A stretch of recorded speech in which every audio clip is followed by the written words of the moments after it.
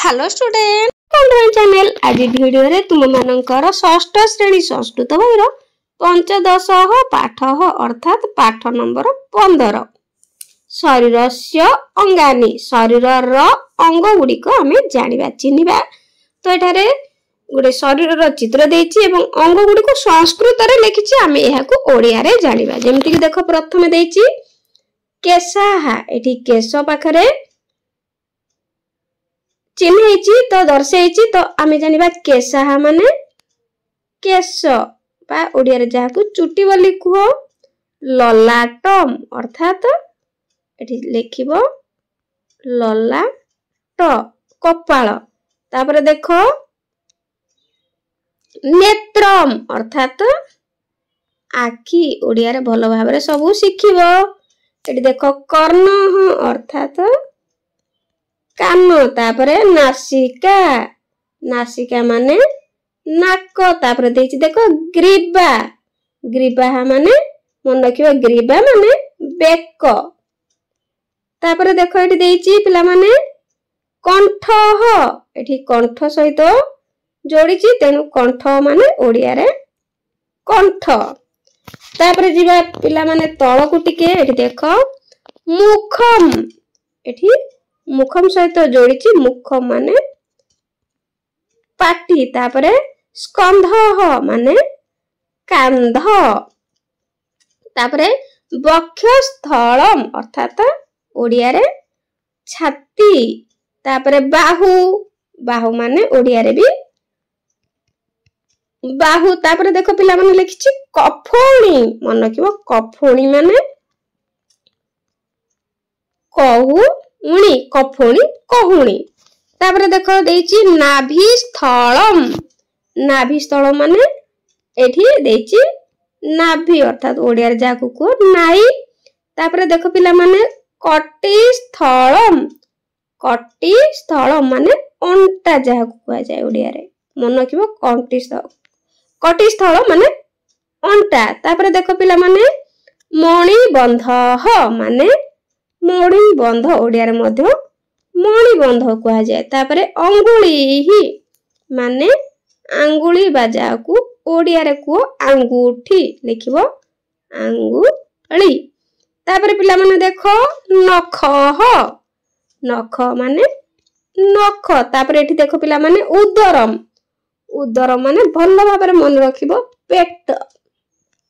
तापरे उरु उरु माने ओडिया रे जंघ उरु माने जंघ ए बळे भाबरे चिन्हबो। तापरे देखो जानु जानु माने आंठू एठी आंठू पाखरे दर्शाइछि जानु माने आंठू। तापरे जंघा जंघा माने भंडा जाकु कुआ जाय आंठूर तळ भाग को। तापरे गुल्फ एठी देखो गुल्फ पाखरे चिन्हैछि गुल्फ माने गोइठी।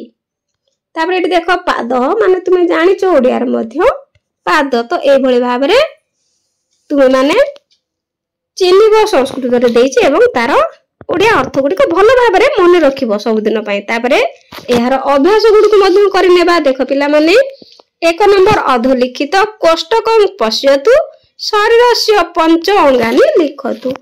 तो एठी कोष्टक रे कोठरी मध्य रे देछि एपट सेपट करी आमे सजेई की 5टी अंग लिखिबा शरीर रो। देखो प्रथमे कर देखिबा लिखिबा कोन एठी देछि देखो पिला माने के अछि। तापरे साहा लिखिबा केसाहा। तापरे सेही भली देखो पिला माने एठी अछि ने अछि तापरे त्र अछि मोरे हलंत अछि तेणु एमे लिखिबा नेत्र माने आखि। तापरे देखो पिला माने गरे लिखिबा एठी देखो एठु नबा ग्री अछि एवं बा मध्य अछि लिखिबा ग्रीवा अर्थात ग्रीवा माने बेक को कुआ जाय। तापरे आ गोटे लिखिबा सेही भली एठी घर लिखिबा देखो एठी देखो पिला माने ना अछि तापरे सी अछि आउ का अछि तेणु आमे लिखि परिबा नासिका नाक। तापरे लिखि परिबा ଅଛି, ଗୁ ଅଛି, ଏଳିହି ଅଛି, ତେଣୁ ଲେଖିବା ଅଙ୍ଗୁଳି। ତୁମେ ମାନେ ସଂସ୍କୃତରେ ମଧ୍ୟ ଲେଖିପାରିବ। ଓଡ଼ିଆରେ ସୁବିଧା ପାଇଁ ଲେଖି ଦଉଛି ଅଙ୍ଗୁଳି ମାନେ ଆଙ୍ଗୁଳି। ତାପରେ 2 ନମ୍ବର ଚିତ୍ର ପଶ୍ୟତୁ ନାମ ବଦତୁ। ଚିତ୍ର ଗୁଡ଼ିକ ଦେଖିବ ଏବଂ ତାର ନାମ ଗୁଡ଼ିକ କହିବ। ଏଠି ଦେଖ ଚିତ୍ର ଦେଇଛି ଗୋଟିଏ नासिका, नासिकार चित्र, तेणु लिखा एठी नासिका। तापर आखिर चित्र देइछि लिखा नेत्र माने आखि। तापर देख पिला माने एठी गोटे कर्णर चित्र देइछि लिखि परिबा कर्ण। हां तापर देख एठी पिला माने एठी गोटे चित्र देइछि नाई पाखरे दर्शेइछि लिखिबा नाभि स्थलम। तापर एठी देखो पिला माने एठी बेक पाखरे गोटे चित्र देइछि बेकर दर्शेइछि, तेणु आमे लिखिबा कंठ। तापर एठी देइछि पाटी चित्र देइछि, तेणु लिखिबा मुखम। एठी देखो पिला माने गोठी पाखरे देइछि लिखिबा एवं गोटे पादर चित्र देइछि, तमे माने पादह मध्ये लिखि पारिबो। पादह माने पाद। तापर एठी देखो देइछि पिला माने जानू बा आंठू लिखिबा। आंठू पाखरे दर्शेइछि लिखिबा आंठू। तापर 3 नंबर तुम पाई काम। पूर्णांग मनुष्य चित्र संग्रह करी खातार लगाई 5टी अंगर नाम संस्कृत रे लिखिबो। तो गोटे चित्र खातार तुम मानकर संस्कृत खातार चित्र संग्रह करिबा वा तुम माने मध्य चित्र को चित्र करि परिबो। मनुष्यर चित्र ता शरीरर चित्र करि परिबो एवं तार 5टी अंगर नाम तुम माने संस्कृत रे लिखिबो।